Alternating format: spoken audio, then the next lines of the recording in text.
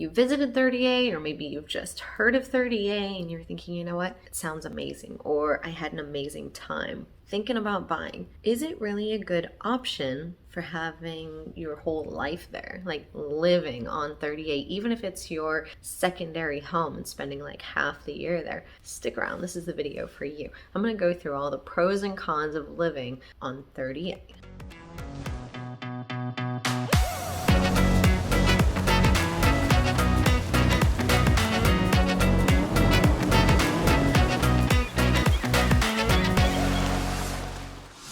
I'm AJ Baduke with the luxury division of the Emerald Group right here on the Emerald Coast. We are doing videos everywhere from Pensacola to Panama City Beach and all the way up to the northern border. So if you haven't done so already, go ahead and hit that subscribe button and ding that bell so that you get notified every time we do another video. You don't want to miss out. We have been getting calls, texts, emails, messages, comments, all the ways that you guys communicate with us for a bit now, and we absolutely love it. So please keep them coming. If you have any questions, just reach out to us. We're not, you know, anything different than y'all, just normal people. We love to talk just as much as the next person, so make sure you have a little bit of time when you give us a phone call, because it might be a minute. Let's jump right in. I don't want you guys to think that I'm biased when it comes to 30A. So I'm going to start with the cons of living here, just, you know, so that you see that there are some, right? I'm not just going to talk about the good stuff, because it's about the pros and cons. So here they are. So some of the cons, let's talk about the obvious one, is the price, right? Pretty high cost of living is what it is. You're in like one of the most gorgeous freaking places in the US. So the prices are a little bit high, and the prices just keep going up, especially when we're talking about houses and places to live. The values keep increasing, which means the prices keep going up, right? So we have the cost of living, the cost of properties, and then of course there are lots of tourists. So if you're not really into having neighbors that, you know, are constantly changing, then that might not necessarily be something that's like a benefit to you.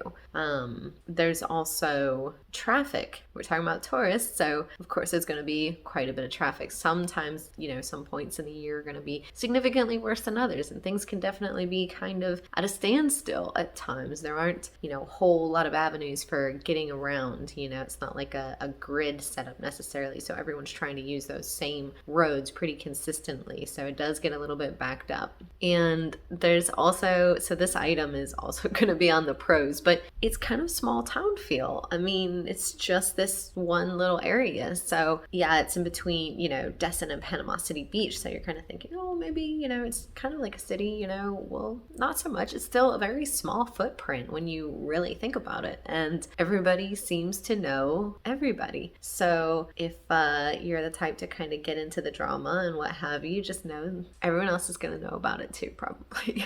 So now that we talked about the cons, because there are cons, right? Let's get into the fun stuff. Let's get into the pros, right? So yes, with those price increases, that actually is also kind of a good thing, because that means that's a value increase. So if you've already purchased, then you're looking at higher equity in the property already. And also, if you're using it as a vacation rental when you're not in it, because you're purchasing as a secondary home, then you have higher potential rents going towards your mortgage, which your mortgage rate is already locked in, right? So that's kind of cool. If you're purchasing it to just live in and stay in, you know, all the time, then that's not, you know, quite the thing. But maybe you're doing that and you have like a carriage house, you know, like a area above the garage, completely finished, and you can turn that into a short-term rental and make some money off of that while you're living in the main house. So that's an option for sure. And like I've already said, it is one of the most gorgeous places in the US. Coming from someone who travels extensively, it is so beautiful, so beautiful. And you can bring your dog with you. You'll bring your little puppy, because it is super dog friendly. So you can take your dog to the beach as long as you're permitted and you have him on a leash, him or her. You can take them to the coffee shop with you, like pretty much almost everywhere. It's just super, super dog friendly, which is awesome, because dog people are nice people typically, it seems like. And I feel like the folks on 30A are super nice and super dog friendly. So, you know, it totally makes sense. Everything's nice there. Again, there's this small town feel. So, you know, if you make friends with your neighbors and they have dogs, and you can have doggy play dates, and that's always fun. You get to, you know, go out wherever, and you can all bring your dogs and y'all can hang out. And maybe one person watches the dogs while the other folks dance, or who knows what. It's really cool. Small town feel. That's thunder, because this is Florida. If you don't like the weather, wait 15 minutes, it'll change. Which also pertains to 30A because it's part of Florida. So with that, there are all kinds of things to do. You know, you can go to the beach, you can go hiking, you can go camping. There are restaurants, there are bars, there are different you know, like artist areas where they'll teach you to do like art with like broken glass pieces. It's so cool. And then of course you'll put like a resin over it so nobody's getting injured by your art. So that's the thing. But there's just so much room for activities. So many things that you can do out there that are just super fun. Bring your dog, meet your neighbors, go do some art together, put it up on your wall, make it beautiful. And that's another thing. There are so many artists in such a small area. You can always have like some different and unique piece of art that looks completely different from anything anyone else has. It's super cool. And then of course, because it is such a small area and it has everything that you need. I mean, I've done videos now on the medical facilities and the schools in the area, so it has everything. You got a Publix down here. There's just everything.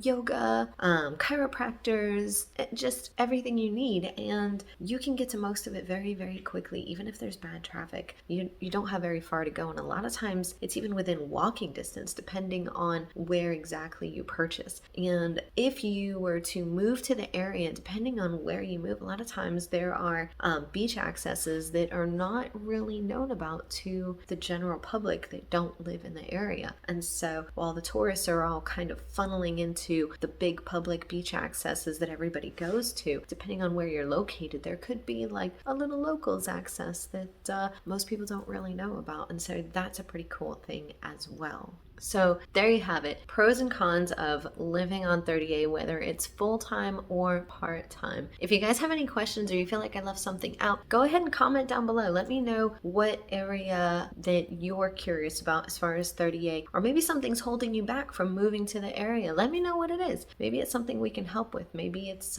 you know, a myth or something that you've been told that maybe used to be accurate that isn't any longer. Anyways, comment those things down below. We'll see if we can help you out. Otherwise, see y'all next time.